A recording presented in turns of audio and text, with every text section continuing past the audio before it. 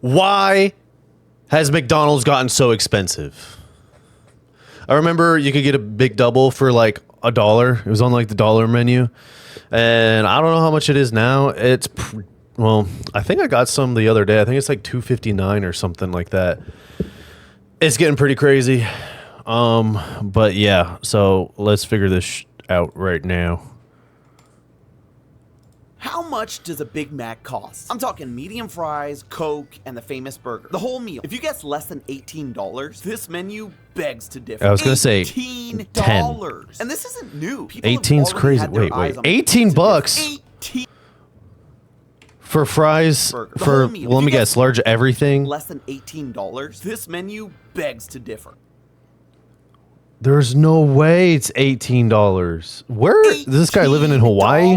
And this isn't new. People have already had their eyes on McDonald's and their rising menu prices for the last couple of months. But the thing is, oh yeah, you want to discuss something too? How come McDonald's, like the buildings have gotten so disgustingly boring?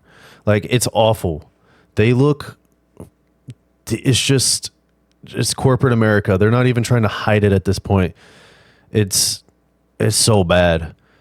Like it's just mute colors. Like McDonald's used to have like full blown like they would have animals coming out of the side of the building, all that kind of stuff, and now it's just boring. It's depressing to look at. It's just like, what the hell is going on with McDonald's? Already had their eyes on McDonald's Come on, boy. rising menu prices for the last couple of months. But the thing is, this one expensive burger might set the industry standard, and soon all fast food burgers may end up costing you double digits.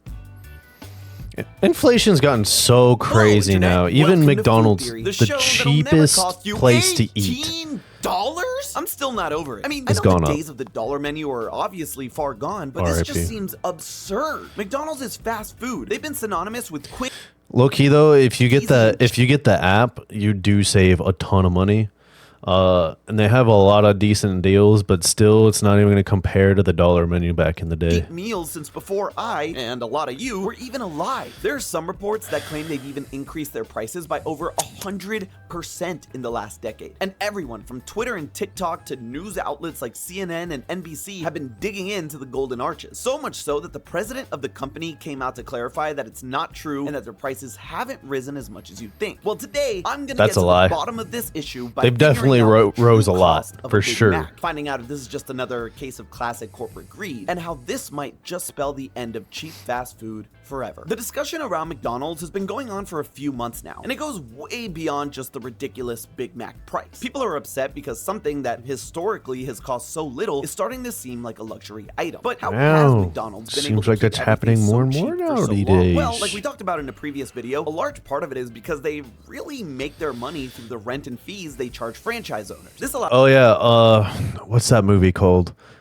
I think it's called The Founder. If you haven't seen that movie's great. It's got dang, I can't remember his name. He's the guy in Birdman. I believe he's in one of the Spider-Man movies too. But he's in it, and it's a freaking awesome movie. You should check it out. It really does talk about like the rise of McDonald's and like how it went from just this mom and pop place, I think in California, to like this global craziness it is today. It's a good movie. Allows them to keep their prices low since they don't have to worry about needing to make their money through food. But even there, they got it down to a science. See, McDonald's has perfected the art of buying everything dirt cheap and marking up prices as much as they can wherever they can. Take a look at their drinks. Because of a long-standing partnership, they get Coca-Cola products cheaper than any other fast food restaurant by contract. And while it costs them almost nothing per drink, they can sell them at more than 1,000% markup. Same with their coffee and bottled water. Dang, I didn't know that. Actually sold at more than 2,000% markup. So for them, not making as much profit on other items isn't that. That's like just as bad as like clothing industry. Like a piece of like a t-shirt like this probably costs like I don't know, like what, less than $1 to make, and you buy it for 10, $15. big of a deal. That's a That huge said, markup, they too. definitely do make a huge profit off their other items. This is because they buy in the bulkiest of bulk that's ever bulked. Mickey D's is the biggest purchaser of beef, pork, potatoes, apples, go figure, lettuce, and tomatoes in the world. Full stop. The only reason chicken isn't on that list is because KFC is still around to be number one. McDonald's uses dozens of suppliers for each of their ingredients and buys in massive quantities, which keeps prices as low as they can go. So even something like the Big Mac, which has a lot of different ingredients, can earn them a 25% profit on each sandwich. If you went out and tried to make a Big Mac by buying ingredients yourself, there's almost zero crap's way it too would cost you expensive less now than just going and buying a Big Mac. At least that was true before this $18 Big Mac came along. That burger, by the way, was found in Darien, Connecticut, and the $18 price tag was actually... I was wondering, because I live in Texas, and I've never paid $18 for a combo meal ever at any location. Like, unless like I get large everything and add like 2 extra patties or something crazy like that. But as like a regular combo, I've never paid for that ever that much in my entire life. And I was like, where the hell did they get that number from?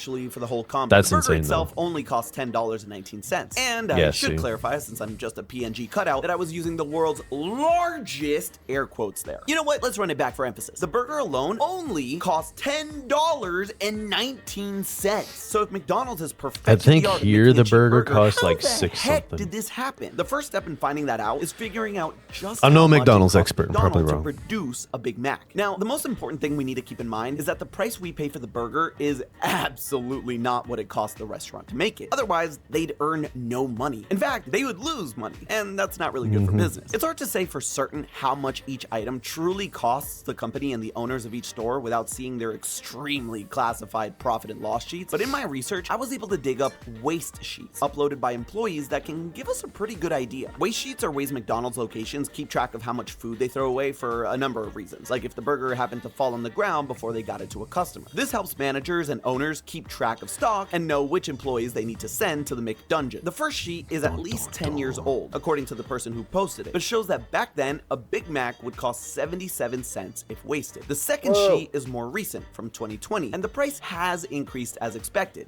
by 10 cents to a whopping 87. If we assume the first one is from 2014, we can actually calculate how much the price should have gone up with inflation. The general increase. Yeah, you want to do it by percentage. 3% inflation over those 6 years. Yeah. A 77-cent burger in 2014 would cost about 84 cents in 2020. This lines up pretty well with the price on the waste sheet. With that, we can calculate that today in 2024, that same 87-cent Big Mac would cost roughly $1.06. From 2014 to now, that's a 37% increase for how much it costs them. Meanwhile, the average price of the Big Mac for customers has gone up 32% in that same time, from an average of $3.99 in 2014 to $5.29 now, which means people have to understand that like people who want to tax, certain industries and stuff, you're never going to get what you want out of it because the business is always just going to come back and hurt the customer.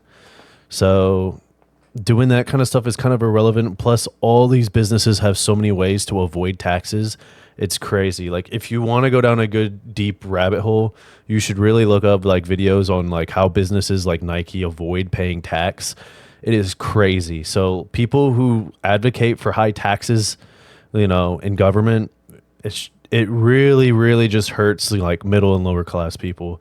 Because it doesn't work on the rich. Means that as far as the price goes, the Big Mac hasn't kept up with inflation. On average, McDonald's has done a pretty good job of keeping it cheap. Okay, so we have a rough estimate of how much it costs McDonald's to produce a Big Mac, but the jump from $1 to 10 is pretty steep. Where do the other $9 come from? Well, there's a lot of factors that go into pricing, like labor, the rent of the actual building the restaurant is in, the employee salaries, bills maintenance and stuff costs, they and a pay, whole slew of maintenance, other things that pile on and have to be taken into consideration for each item they sell. They do all of that and still make about a 25% profit on each sandwich. It's hard to know exact specifics behind this $10 Big Mac because there's no way of knowing how the store's financials truly break down. That said, we can compare it to the price of stores where, in theory, they should be the highest, and that's none other than San Jose, California. The highest rent in the country and the highest minimum wage for fast food workers, thanks to a recent bill that passed. And Not see, just that, but it's also and the cost always comes back on the customer.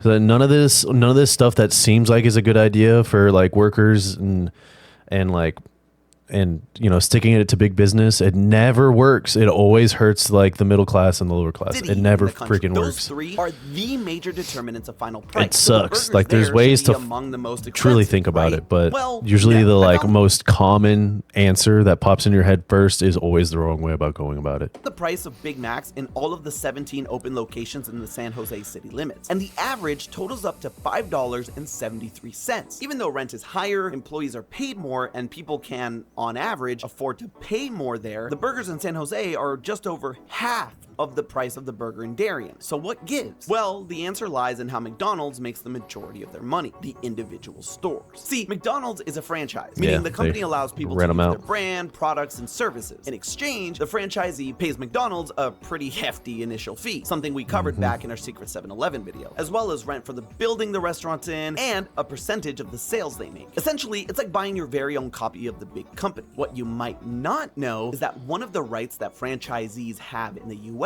is that they can set their own prices. Sure, McDonald's gives them recommendations, but the price you end up seeing and paying is completely so that guy in Connecticut just stealing from people over mentioned, like labor costs, property prices, gas prices, and other costs that they have to make up, but they can also factor in things that aren't costs, like ease of access for the customer. The Darien McDonald's is in a rest stop right off the exit on the interstate, and it's the only one easily accessible for so miles he has like unless the market cornered over there. Take a timely detour off the road. The owner obviously knows this and can basically set whatever price they want because people have no choice but to pay it if they want to stop for food. They also know that Darien is among the top 10 wealthiest cities in the country, so they know that again. Is he the only fast food restaurant owner over there? Because like if I saw a $10 burger, I'm not eating at McDonald's that day. I'm going to Taco Bell or something. And on average, people in the area can afford to shell out the money. It's a shady practice to say the least, but it maximizes their profit, which like I mentioned, McDonald's is all about. That said, the president of McDonald's did come out to condemn the price of the meal in an open letter to customers, because even though they're all about profit, they do seem to want to stay as affordable and accessible. Yeah, it probably makes the brand look bad. Hard though, because a lot of people don't know their McDonald's franchise. does typically end up with 82% of the revenue a franchise gets, meaning they're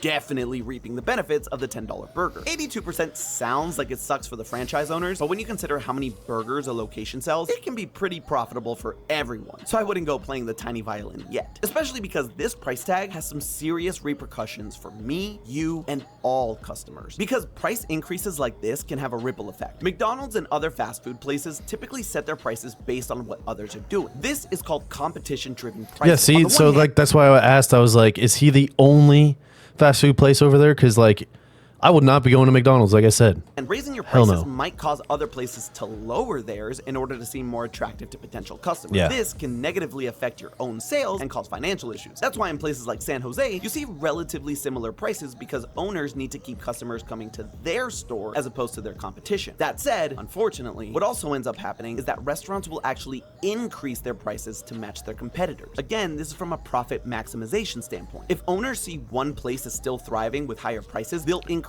theirs to get more money, especially when there's a need for what they're selling. Basically, they can drive up prices to match competition because customers won't stop wanting McDonald's. And even though they may be bringing back $5 meals, the rest of the menu won't be going down. This isn't exclusive to just McDonald's franchises either. Other fast food restaurants like Burger King or Wendy's are also competitors in this field. And the same effect can happen with them where they start driving up prices, especially as inflation it could have the opposite effect. shooting up costs for franchises. They're like, wow, that guy's selling a lot of $10 burgers. Maybe we should do the same. They'll want to keep their profits the same in order to like what.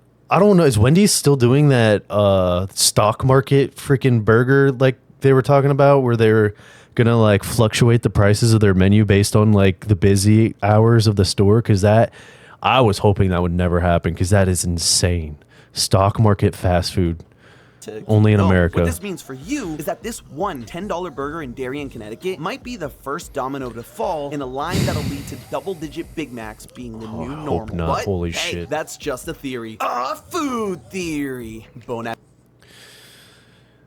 Yeah, I don't know who'd want to eat McDonald's either. Like McDonald's is trash, but like to be fair, like I eat it every now and then still. Like it is trash food, but again, it's still some of the cheaper like burger and fry places out there. And if you have the app, they offer like a lot of free stuff on the app. And so you could really maximize like what your fill with McDonald's. But other than that, yeah, McDonald's is trash, and yeah, you probably shouldn't eat it because it's probably not real meat. Well, actually, I don't think it is, but I have to look into this. Don't quote me on this, but I know this for sure is like whenever they advertise 100% beef, the beef is actually like the company they buy the beef from is called 100% beef. Like the meat itself is not actual meat. I don't think it is. But the company is called 100% beef. So they could say our burgers are made from 100% beef, but they're really referring to the company they purchased the beef from, which is insane. I don't even know how that's legal, but that for sure is true. But yeah, whether or not it's like real protein with the whole chain of amino acids or not, I'm not entirely sure, but I wouldn't be surprised if it's not. McDonald's is garbage, but yeah. That being said, let me know what you think of the video. If there's anything else you want me to react to, go ahead and drop that in the comments below. Make sure you like and subscribe if I've earned it for you. I look forward to making more content and reacting to whatever you guys want me to react to. Thanks, guys.